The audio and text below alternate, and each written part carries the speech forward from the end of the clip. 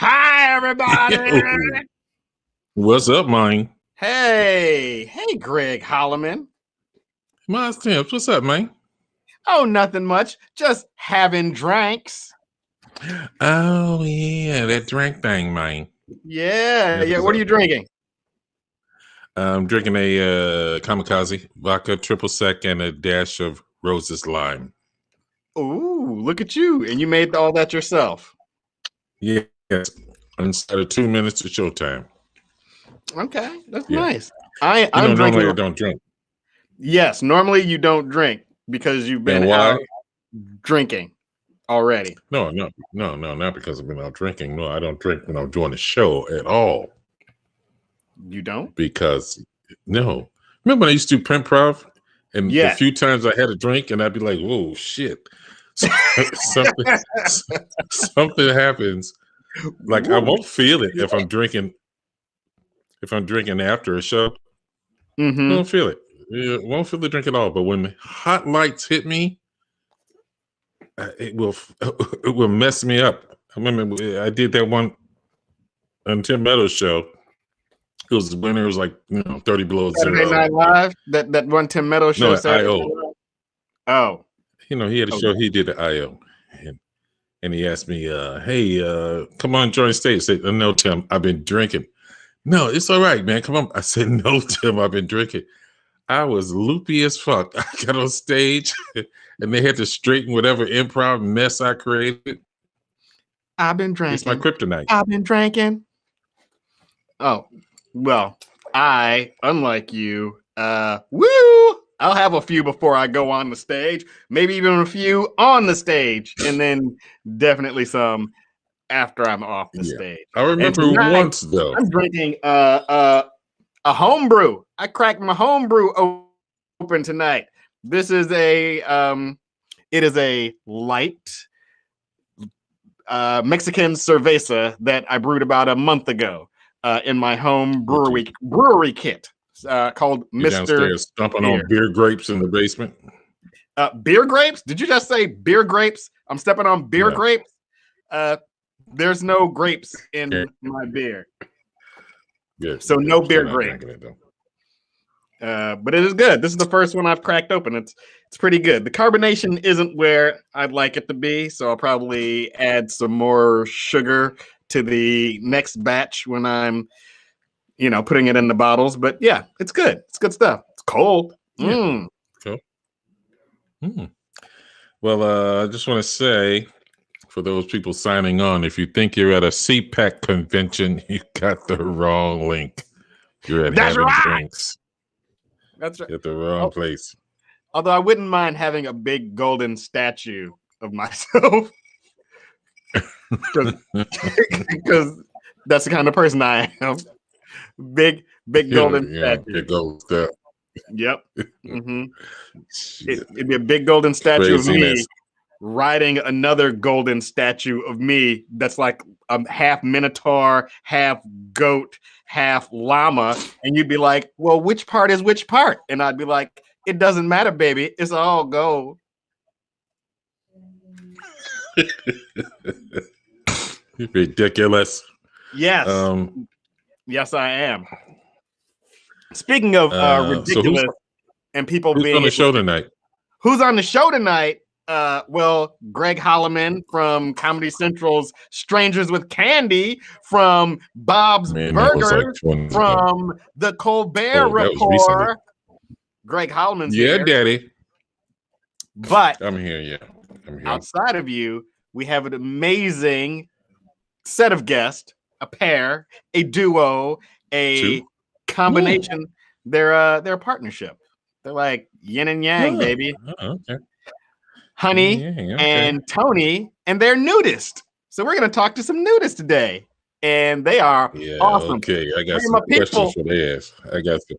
You got the questions for them? Good. I have Yeah, questions for them as because well. I used to think, sexuality and nudity, they had like two different avenues.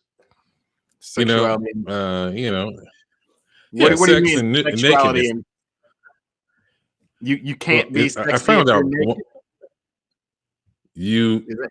not necessarily you can't be sexy if you're naked. Just because you're naked, you're not necessarily sexy. I found this out in Chicago in 2008 or 2006. There were like 1,000 bikers going down Michigan Avenue. And they were naked and they were protesting the war. And I didn't have my camera, but I'm looking at all these naked, and there was attractive women and everything, but there was nothing sexual about it. They were just naked. That's the first time I recognized, oh man, nudity is an avenue and sexy is a boulevard. Understand? It's Nudity totally is an different. avenue. Nothing. Sexy is a boulevard. It's a boulevard. Yeah. Well, what's the highway then? Because I want to get on the highway. That's what Tony and Honey on. They are on the Tony and Honey. Okay. highway, man. They're on the highway. Honey and Tony. They on there. Honey and Tony are on the highway. Well, yes, we're going to get to them in a few minutes. Before we get to them, make sure that you subscribe to us here on Haps TV.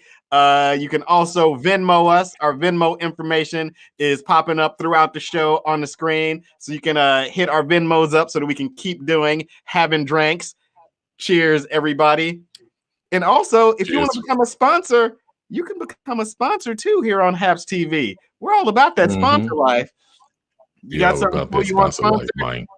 Hit us up. Let us know. We'll sponsor it. And many, many people will see it and be like, wow, that is awesome that you guys are doing that. I want to put my crack on their program. That's what they'll say. Somebody wants to sponsor crack? Joe's Trap House down here on the corner of King Drive and 45th Street. You get the best crack around. He got the best crack.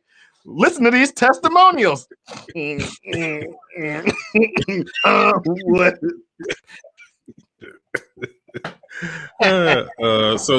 got your COVID-19 shot, right? Not both of them. I got one so far. I tried to get one. They called me today, and I was like, they said I was too young. I couldn't get it. I was mad. I said, I'm the only black person around for 16 miles. I'm like a unicorn when you think about it. You'd be, because I'm in Florida. You are in Florida. Have that stigma. They wouldn't have that stigma of not, serving the black community. And yet, I'm out. And I was like, I might be diabetic. You aren't, sir. They're like, you're in Florida and you black. We got a shot for you. And you better keep running. But there was this woman I read about named Fran Goldman in Seattle, right? She walked 6 miles through 13 inches of snow. She's 90 years old, and she got her COVID-19 shot. It started snowing like the day before, right? And so she started walking to see if the tracks would show. So then, and she was following the footsteps. She was like, yeah, I think I could walk this at 90 years old. And so then she walked, the next day she walked 6 miles to get a COVID-19 shot and walked back. Didn't take an Uber or nothing. This sounds like one of those old stories that your parents would tell you. Why, when I was your age, I walked 7 miles one way in the snow just to get shoes and get to school. She did it on February 14th. That was Valentine's Day. That sounds like Fran made that up. She's probably telling their grandkids, man. They had a news thing. 6 miles one way in the snow to get a COVID vaccine. You did it, man. You don't even remember where you are half the time, Grandma. You walk 6 miles one way, and she'll be like, yes, I did, Patrick. And they'll be like, who's Patrick? You're like, you're not Patrick? Where am I? Fran Goldman, Jewish woman, walked. She's Swedish? Jewish. I said Jewish. Jew-ish. Fran. Oh, yeah. Well, Jewish. Fran Goldman is Jewish. Okay. I always I can dig that. on the end. Although I don't have to, but I do put it on the end. I don't have to because according to my DNA, I am less than 1% European Jewish. So my people have suffered on both sides, is what I'm trying to say. So, yeah, right. I don't buy that 1% bit. I said less than 1%.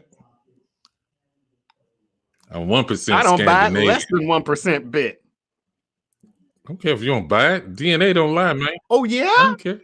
Have you had your DNA checked? You're 1% Scandinavian. Yeah, and I identify as the Scandinavian. No, because I don't want Bill Gates to chip me. That's why I haven't gone in and got my my DNA test. That's all the government wants. All they want is a little bit of old Mars DNA so they can clone me and make an army of 5'7" skinny black dudes to roam around. Antifa!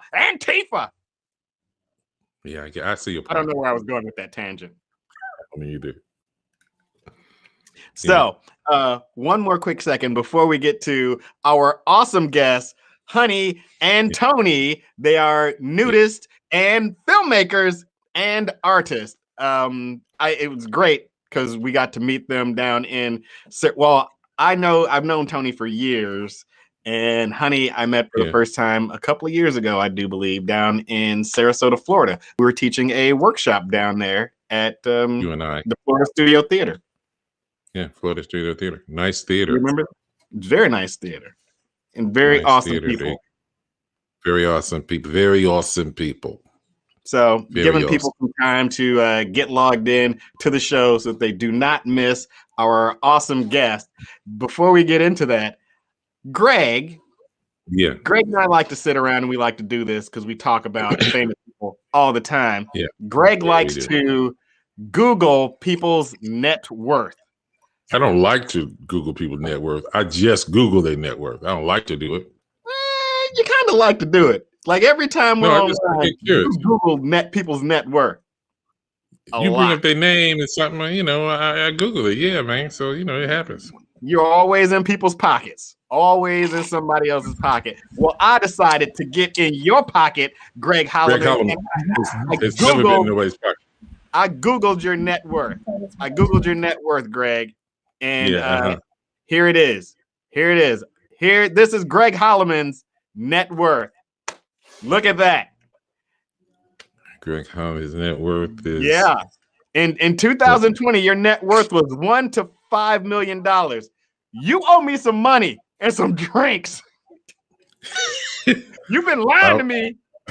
You lied about being broke. You got $1 to $5 million you're sitting on. If I had $1 to $5 million, would I let you suffer alone there? All this freezing cold. Why would I do that? Why would I not set you up with an apartment in Florida? Why would I not do that? You know I can't be rich. You sitting on them golden eggs. Would I be driving the car I'm driving? What's my dream car? You know what my dream car is. Your dream car is a chocolate convertible Bentley. Exactly. Chocolate convertible Bentley. I told you could go and lease one, but you were like, no, I have to own it. No, I have to own it. I don't know why. It's going to be obsolete the following year when the new Bentleys come out. I don't care about the new Bentleys. I only care about the Bentley I get at the time, and I will keep it, I will preserve it. You're going to preserve a Bentley. Cars only depreciate. They only depreciate. They don't get better with time like wine. Oh, Greg Holloman owned this Bentley? You forget what I'm taxonomizing onto my car. They be like, Greg Holloman on this shit? Damn. It smell like you know what his net worth is? Smell like cocoa butter and Afro Sheen up in here. I haven't had Afro Sheen ever because I never had an Afro ever. I had the Sheen, but no Afro. That's why it'd be weird. They'd be like, why does it smell like Afro Sheen in Greg Holloman's car? And they'd be like, no, it just smells like Sheen. It smells like Sheen, like Charlie Sheen. So the inside of your Bentley would smell like crack cocaine and stripper buttholes. And stripper horse. No, that's not. No, that's not me and Charlie. I don't know if I had a Bentley. If you had a Bentley. Alonzo Berry says, "Y'all are funny." That is my nephew. Alonzo Berry is your nephew. Alonzo Berry. And Alonzo Berry, did you know that your uncle had $1 to $5 million that he's hiding from us? Listen, Alonzo. Don't believe that. I ain't got nothing for you, son. Nothing. Selfish. If I had $1 to $5 million, I would lend to my nephew's church. Your nephew own a church? No. He's a minister, pastor, or something. No, but I wouldn't lend to your church. I take that back. No, I might, buy you. No, I wouldn't get religious. I don't want to give any money to a religious organization. That's just my thing. Greg Holloman get him some money personally. Separate his money from religion. Keeps his money separate from religion. Separation of church, state, and your money. Actors. My money. Well, hey, you know what? It's time, right? It's time to do this. It's time. Is it time? No, not yet. No, ain't time. Yeah, almost. No. Okay. All right. Okay, I got one story. I want you to hear this story. Give me one story, and then we're gonna bring our fabulous guest on. Yes, yeah, because it'll take. Yeah. I hope you all are ready, and I hope you guys are donating and subscribing and looking into sponsorship because I'm looking forward to this. I might take my clothes off too, just to get involved with the atmosphere that we're gonna have. I might take all this off and show you all of this lack of chest and. We'll see how it goes. Cold it is in Chicago. It's gonna be very ashy. I am very ashy. Yeah, ain't got no. There's no humidity. No, it's like I'm burning up. Now there's a story here. This teen got accused of stabbing his neighbor because he wanted TikTok fame. He wanted fame for being on TikTok. This guy accused his neighbor. So he can get TikTok fame. The TikTok. I know what TikTok internet. is. Yeah, so you acting like you're brand new to this, man. I'm trying to help you. What's up?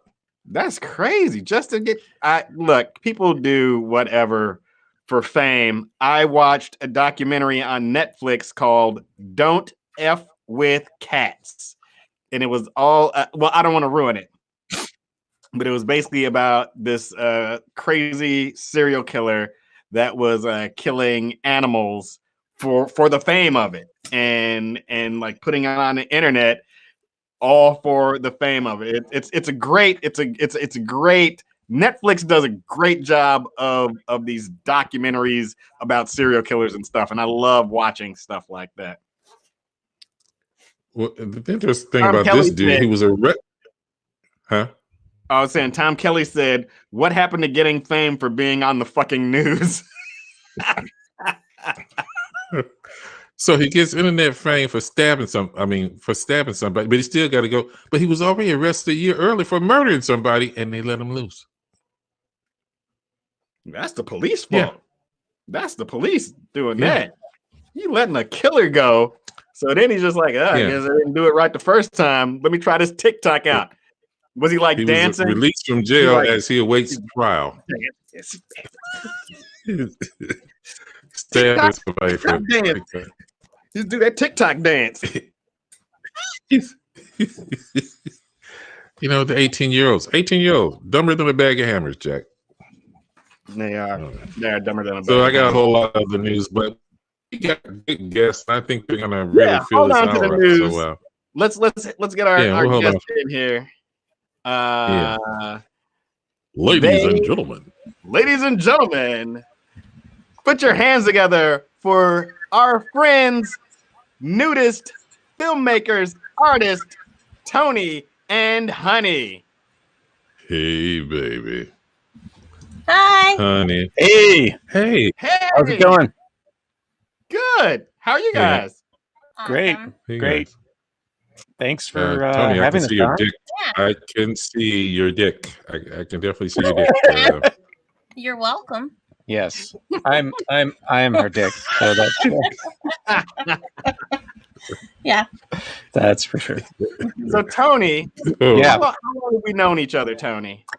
We've known each other, I think, almost 20 years, maybe. It was like around 2000, I think, 2001. I'm not exactly sure when we made that short film, but it was. So you had to ride dinosaurs there. Yeah, we had to ride dinosaurs. It was before iPhones.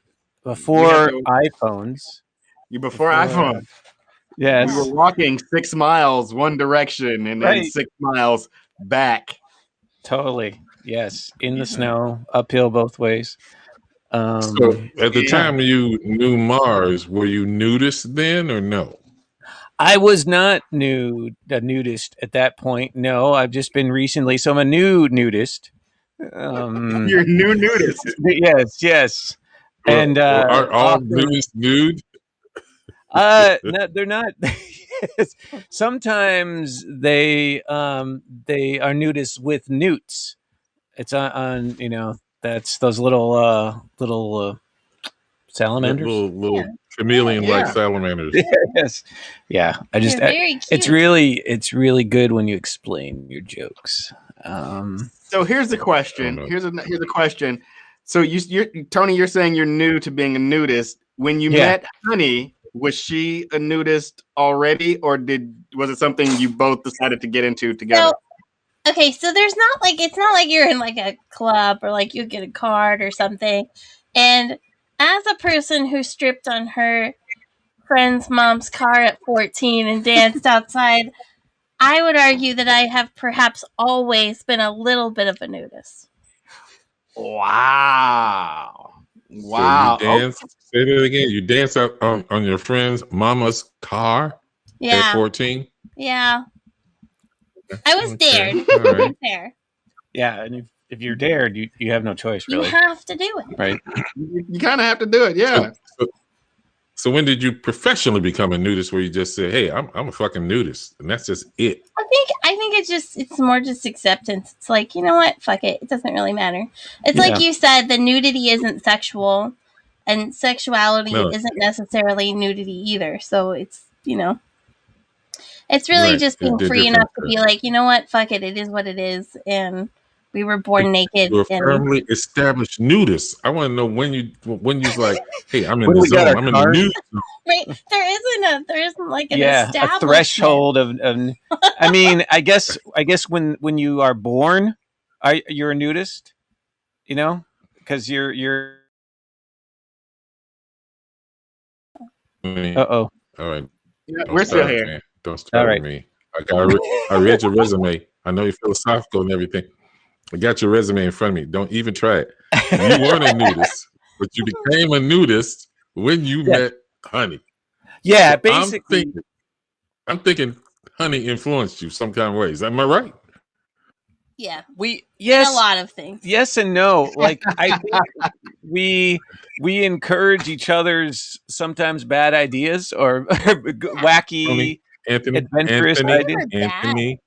Anthony. Don't lie to me and my friends out there. Who Honey influenced you to become a nudist and you followed her? Yes. I can't say that. I can't say that because actually I went to one. Honey has you under her control right now and is telling you not to answer. What? No, I'm not. No. It's serious. No, she's. I went to one clothing optional event, although I don't think I went completely nude at that place. But basically our second date was at a nudist resort. Yeah. So tell me a little bit about the nudist resort because I'm interested. Is now do they like publicize like generally, or do you have to be in the know to find out about it to get to go? I mean, I've been into it in an all nude hot tub or a hot spring. I've been in like a nude hot spring before. And they're on Facebook. Yeah, they're yeah.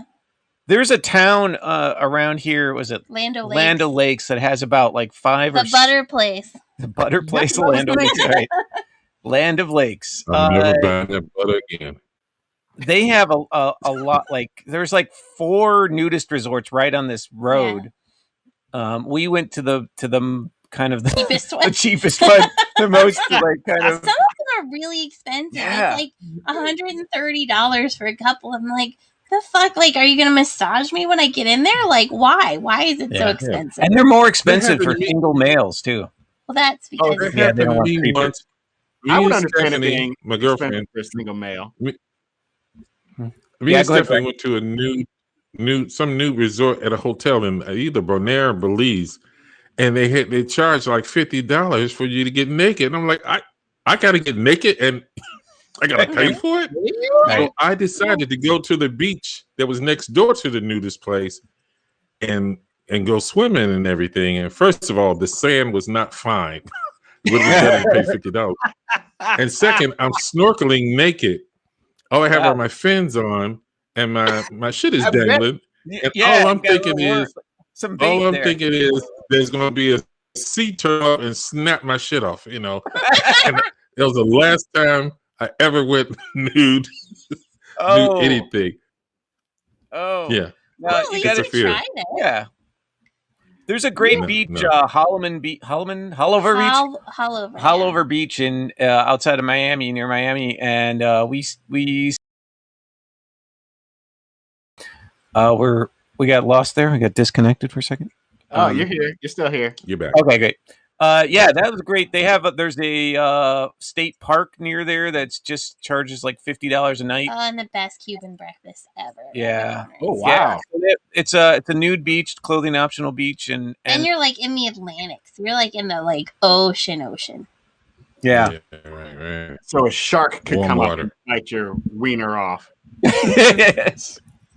I think the water is scarier than the shark. A parrotfish will come up and knock your shit out. They eat coral. And there's nothing, you know. Yeah, it's nothing to play with. I advise no one to go nude swimming. Unless you're in the shower.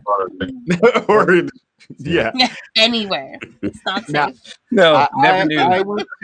I went to a nude hot spring in Colorado, and Tony, you were talking about how they charge guys more because the guys are so creepy there. You walk in, there's a huge sign that says absolutely 100% no staring. So what the guys do, they wear super dark sunglasses. They wear super dark sunglasses and they get in the water and they all look like hippopotamuses. And they go up to their nose and they just all go around in the water with their sunglasses on up to their nose. And you know they're just staring at the women. They'll sit back on the wall, just head under the water, and not the best bodies at a lot of these places too. Right. I mean, some people out there are just like, wow, you're gonna go and it's gonna be like, you know, like models and like pornography or whatever. No, regular bodies are what they are. And that's what's cool about it. That's really what's cool about it is that there's like people think that you have to be all like buff and everything. I thought I was gonna be the scariest, awfulest body there, and I was not. So it was like very comforting kind of because you're like, you know what, we're all fucking weird looking, like we are. I know. Yeah, you know, you definitely know you are. But it's just once you get past it.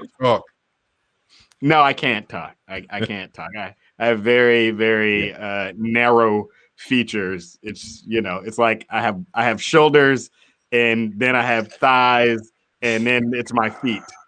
They're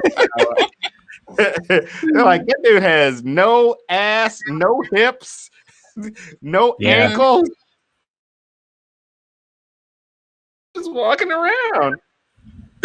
So Tony, you're also a filmmaker. I am.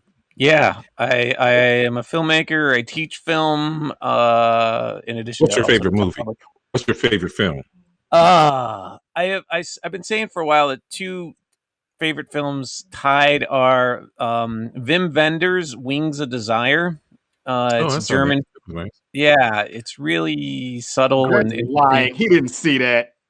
I did. It's about this guy who comes down. He's an angel. They got two films actually. Well, City of Angels. Oh yeah, there's another sequel. I don't know if I saw the sequel, but and then there's an American film, City of Angels, with Nicolas Cage that is terrible. I hate Nicolas Cage. I haven't seen it, but from what I read reviews of City of Angels, and they said if you've seen and love Wings of Desire, you will run out of the theater screaming, watching City of Angels. So, no, it's also another film is Sans Soleil by Chris Marker. And it's called a film essay. It's a sort of fictional film about real things, people. And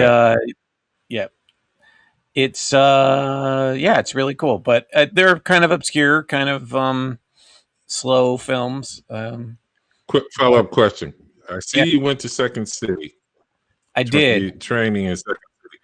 Yeah. Who was your favorite teacher in Second City, and who was your worst? Take it away. Well, since you both were at Second City, I could say that both of you are my favorites.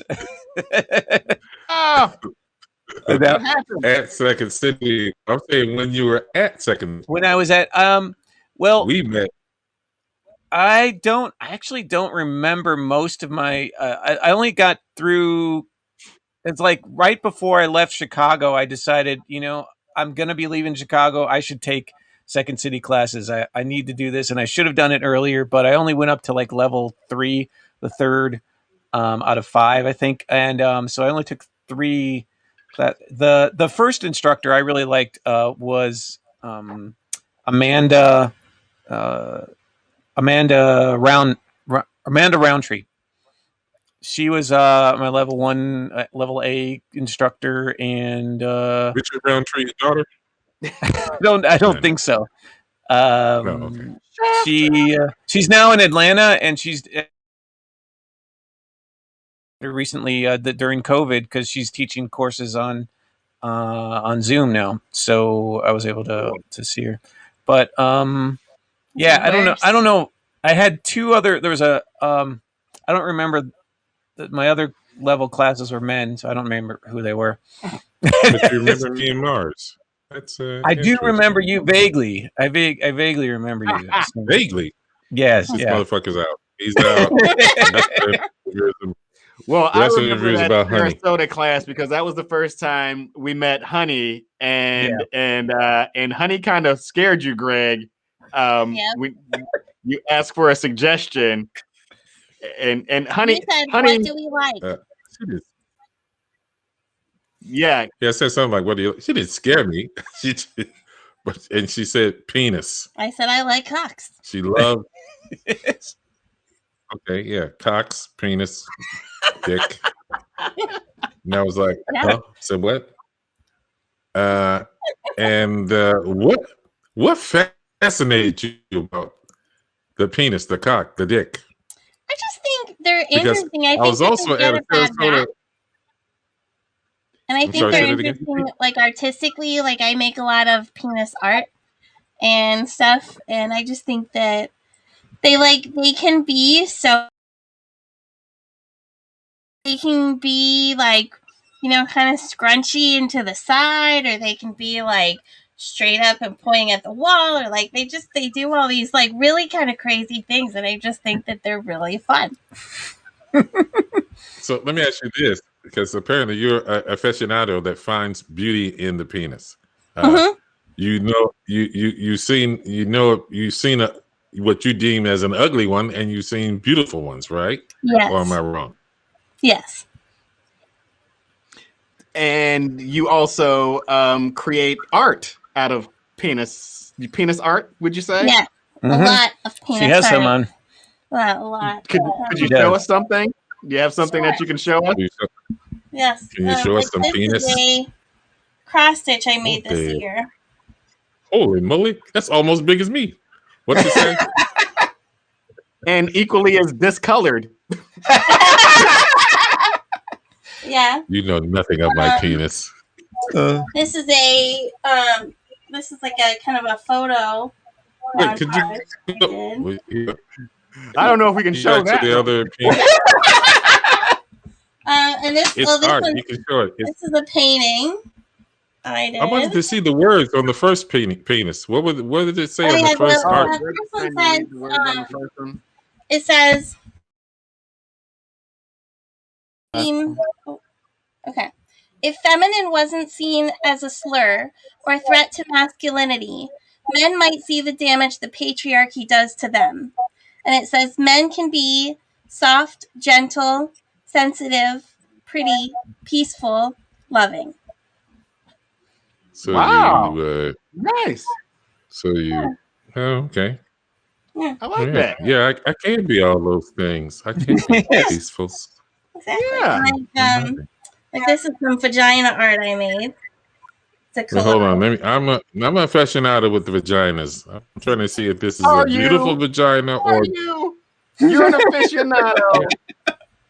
Yeah. Right. I could have been. I could have been a doctor. What do you call them, doctors? I could have been one. Witch doctor. That's what I call them. I call him a witch doctor. You could have been a witch doctor. I'm sure you could. I could have been a gynecologist, but I decided to take the acting route instead. Yeah. Right. And now you're acting like you could have been a gynecologist. I'm sure you would have been great. Yeah. I would. Thank you, honey. Oh, honey, you're so nice. Honey knows. Like soothe all the women. Your voice. So so let me ask you this. Okay. I retract that. Yeah, you can, I was a phone sex operator, so you really can't ask me anything that would like offend me. Wait, what? Well, I would never ask anything that would offend you. It might offend Tony, but I ain't gonna say anything. Yeah, it doesn't. I don't matter in this relationship. So. You were a phone sex operator for a little while, yeah. Wow. How long? How long did you phone sex? About 9 months. That's okay. Long enough time. Babies are born in that amount of time. Yeah. It was okay. It was like a lot of times it was boring because you were just waiting for people to call, and then like most of the time you spent your time trying to get them to not talk about sex because you want them to stay on the phone longer. So you have to like trick them into thinking that you're really stupid. So like you would start asking them about their job, and then they start telling you about it, and then you're like, what's a carburetor? And then like 5 minutes later, they're like, wait, I'm paying for this call. And you're like, yeah, you are, you dumb fucking bitch. Like, you just paid $15 to teach me about carburetors.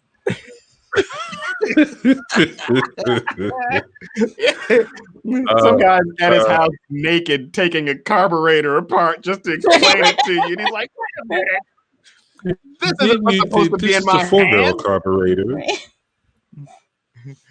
This is the wrong sticky stuff all over me. So did you get tired of it and just didn't want to do it anymore? No, the people who ran it were not great. So I ended up leaving because I didn't get along with the women in charge of it. You're right. Wow. Yeah, we were like in cubicles and like we had rubber keyboards and. Yikes. Yeah. Wow. Yeah. So it's just how I pictured it. Yeah. Yeah.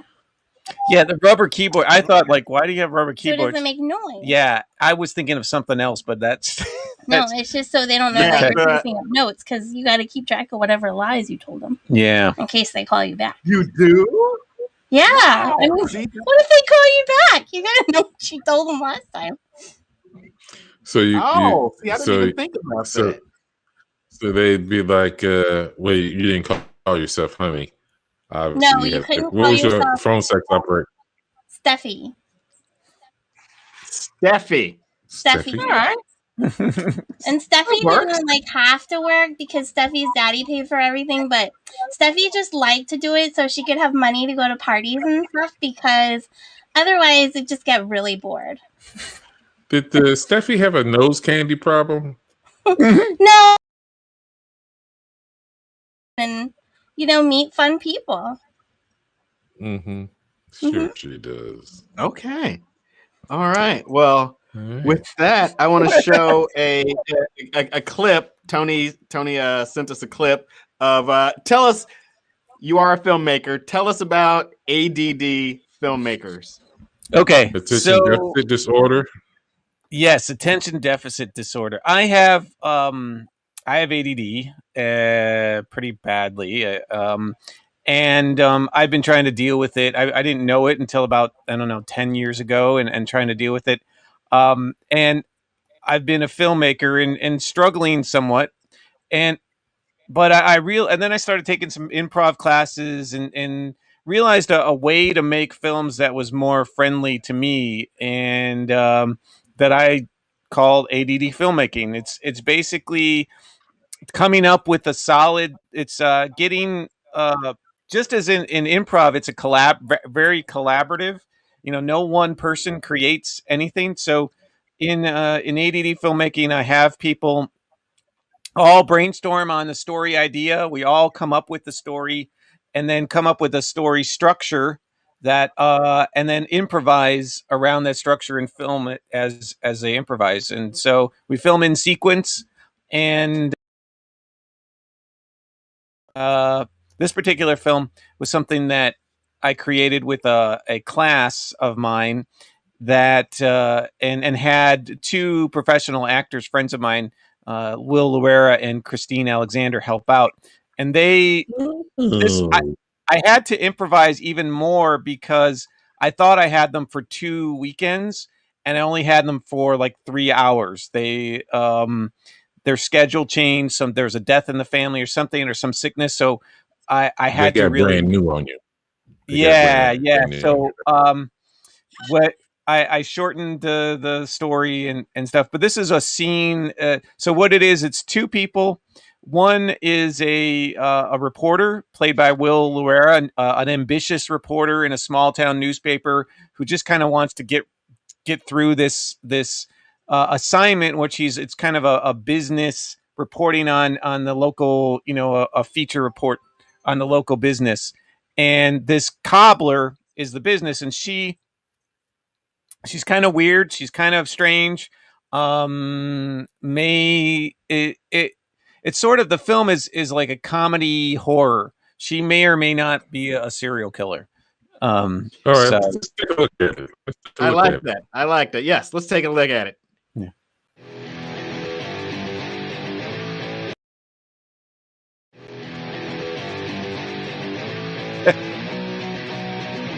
That's when I met Mars.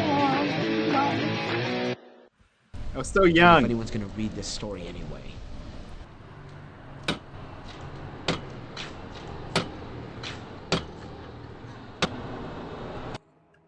Your name again? I'm Di. Di, okay.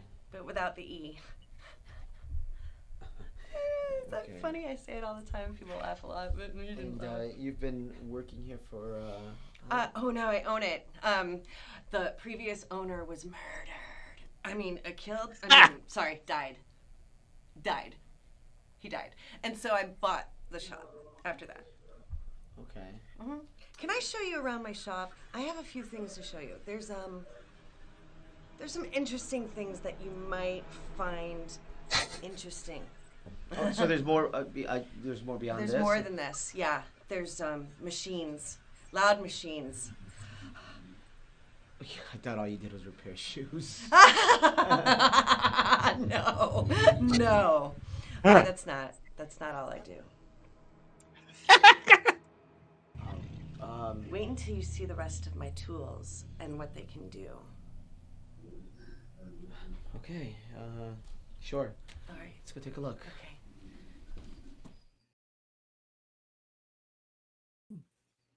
Hey! So fun stuff. It goes on from there. Go ahead, Greg. And now I can. No, I was saying I can never trust Christine with a object in hand again. Yeah. They were really great. They were really. It was a fun shoot, and see that an example, like kind of the collaboration. That place, that cobbler shop that we shot in, was a location that one of the students' parent had, or their parent's boyfriend or something. So we were able to get it for free, and it has all these weird, like all of the shot of like the bare bottom baby, the signs in there. They were all there. We didn't do anything to place them. They're all there. And it was so weird. And then in the next scene, there's a bunch of strange kind of devices that look like torture devices, but they're really like for making shoes or something. But so she like kind of goes through them, and you're trying to tell us that they're killers, but you're being. Anthony loves ambiguity. I love ambiguity. I do love ambiguity. I like the possibility of one meaning, and that like someone can't come to the same conclusion completely logically for the same information and have completely different conclusions. It's right. But fantastic. Yeah, I can dig it. So that was that's go ahead.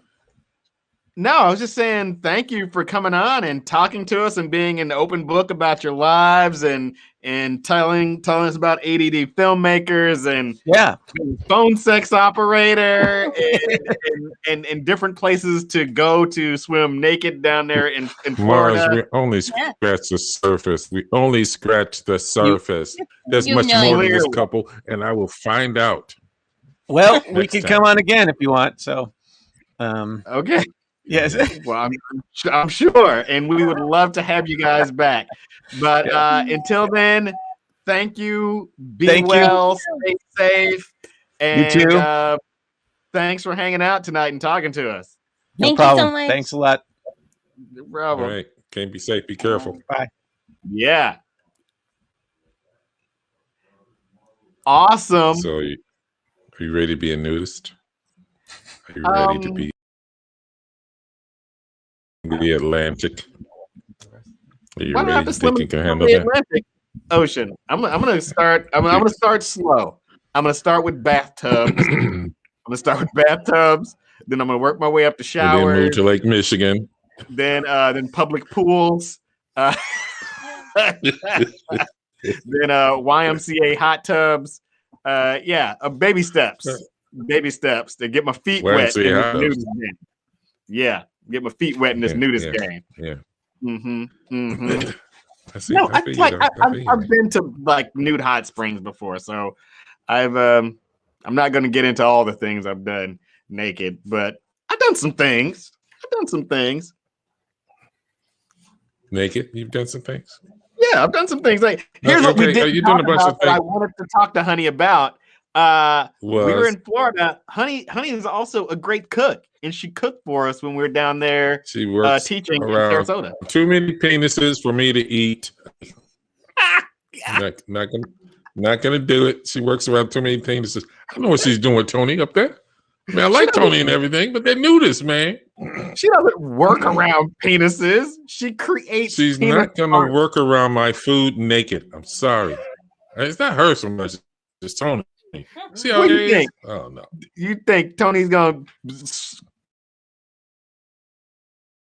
some cakes? We didn't. I said we only scratched the surface. We'll find out next time.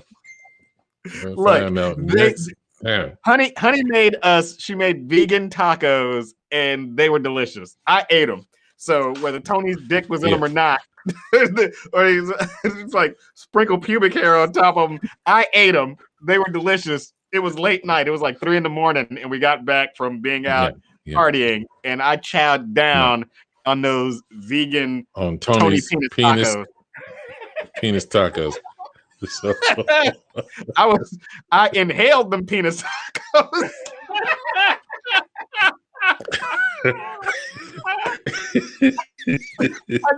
I deep throated him. I like tacos as well as the next man.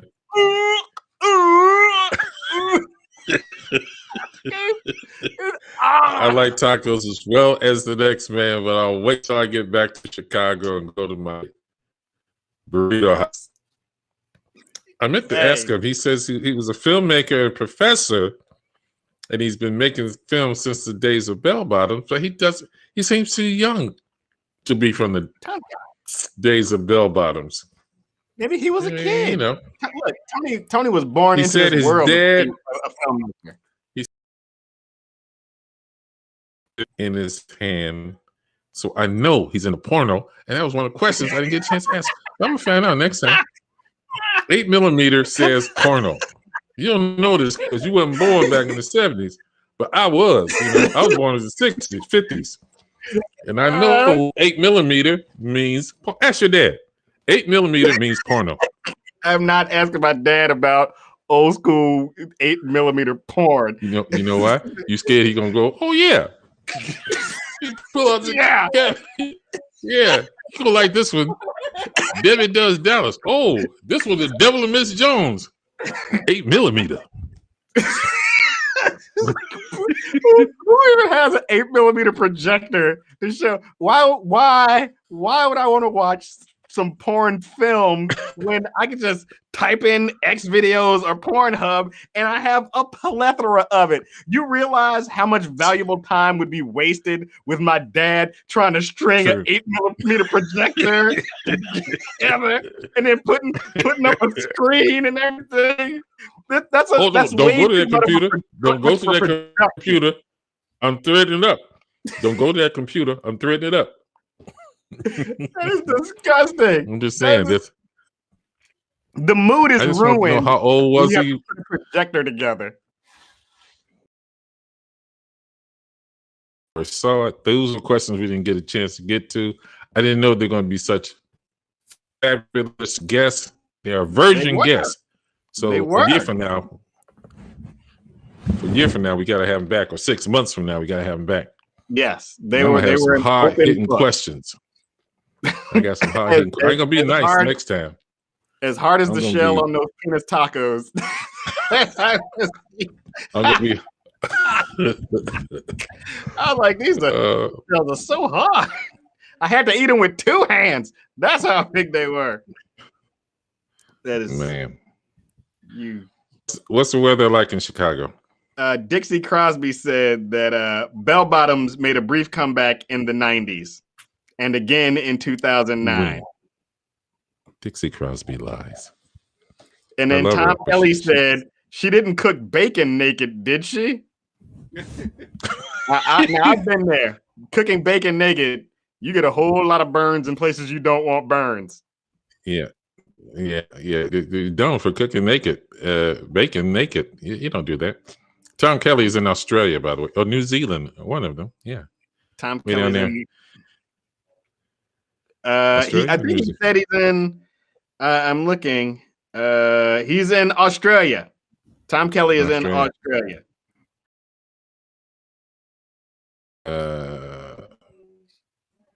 Your anus. Baja. Baja. Asshole. Baja. She's in Baja, California. Okay. Yes. Tom Kelly says he's in Australia. Yeah. How nice. Dixie Crosby is very happy that you said her name. She's like, he said my name. He said my name. She was telling me last time. She's like, I was watching, but the other guy can see me talking. Why did you? I can't look at the telephone and I'm like, he knows stuff I don't. He's the engineer. I'm not running down. I know stuff you don't, like multitasking. You know what? Kiss my entire ass. No thanks. I don't have that much time. The Texas grid got crushed because the operators didn't see the need to prepare for the cold winter. I have 2 friends in Texas, Amy Abernathy and Jan Moses. They both live in Austin, I believe, Texas. and Ted Cruz was out vacationing. And what are you looking at? You're looking at something else. You're laughing. You're laughing at something. I was looking at chats. I was looking at chats, and we have a few on here talking. He said no penises were harmed in the making of the food. Yeah. And he also said that he made toaster porn. It's a breakout genre. See, I'm not eating at their house, man. I'm going out for dinner. Okay. The hell what you talking about? I'm never eating at their house. The Nudists, I'll take them out to dinner. We'll take them out. They're vegetarian. They said there's no bacon. They don't eat any bacon or anything like that. Yeah, that's what. See, I eat bacon, so I'll take them out for vegan tacos. They were really good, Greg. You missed out. They were really, really. I can't even remember everything that Honey put in there, but it was like a huge thing of these like vegan tacos and all the stuff to put on them, and it was soft shell. I'm a soft shell person, and they were really, really good. They were really, really good. Shout out to Amy Cass out there and Daniel Zilk. Those are my Iowa people. Whoop whoop whoop whoop whoop. When this pandemic is over, I got to get back out there and do some shows and see you all. Yeah, you do. You got to do that. Did you? Amy Cass says, "Did you?" The boomer a break. He's still thinking about 8mm film, man. It was a thing. Yeah, men used to go to the porno. What are those adult bookstores? Yeah, they'd have 8mm film in the adult bookstores. Yeah, it wasn't like today. I was a meter reader at the time. I used to read all the adult movie houses and meters on the north side of Chicago, from North Avenue to Evanston, from the lake to O'Hare. And they're weird. They're weird, man. It's a weird trip. You know, I guess I've been in. Clearly, you've been in. You know all about them. Oh, I know. You talking about glory holes?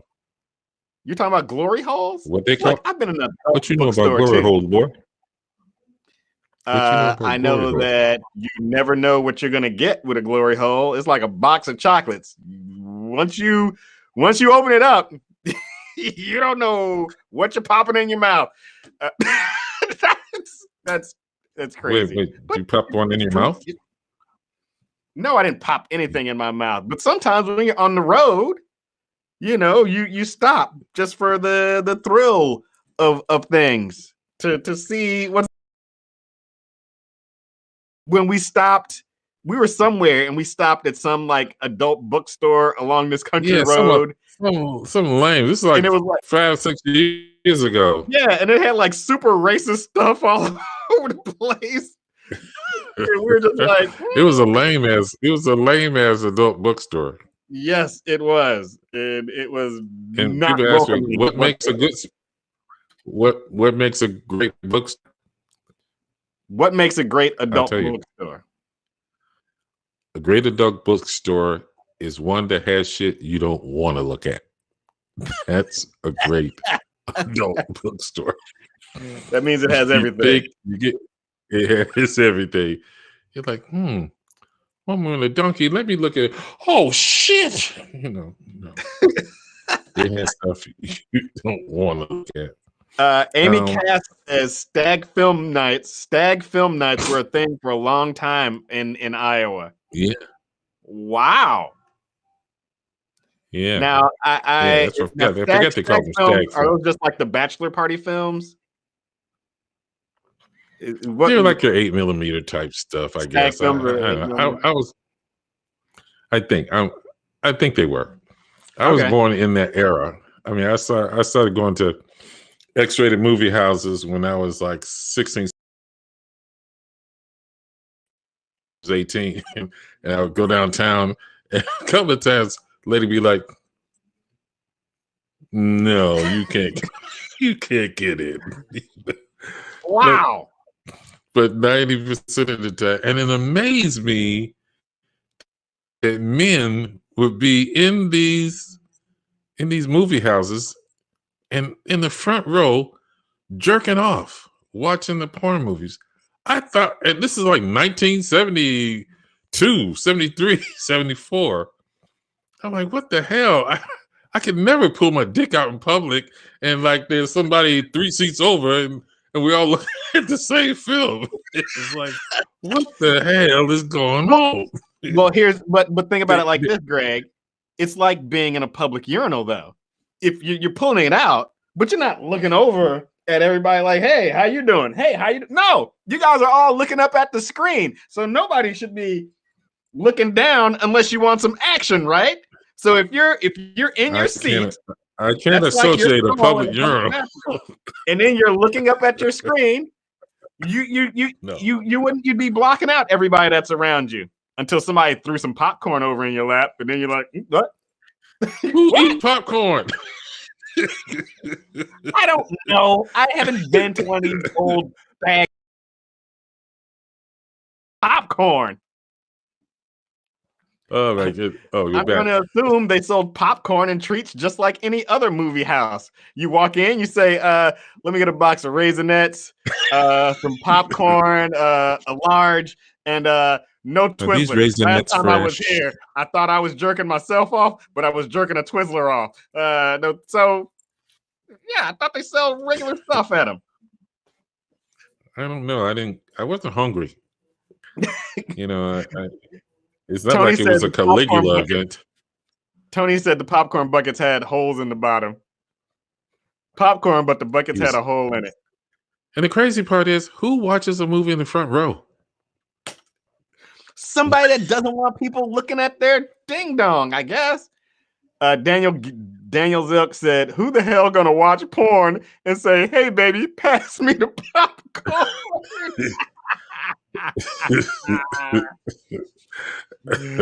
Exactly.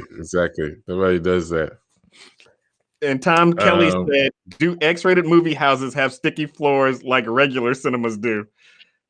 Sticky, maybe slippery. I don't know about it was. I assume, yeah, they were sticky. My as a 17-year-old in my Converse, the floor was not clean, nor was it expected to be. No, they did like they did now. They used antibiotics and they wiped everything down in antibacterial solutions. Great. Well, I think we've come to the end of our show. So we didn't talk about Canada. I know I was going to say that's the one thing we have left to talk about that you wanted to talk about. Well, Canada has Trudeau has said no to opening the borders to let Canada into the United States during the time of COVID here. Mm-hmm. And I can think of I have a 29-second tape as to why Trudeau should allow Canadians to come into the U.S. All right, here's your 29-second reason why Trudeau should open the border and let Canadians into the U.S. Yes.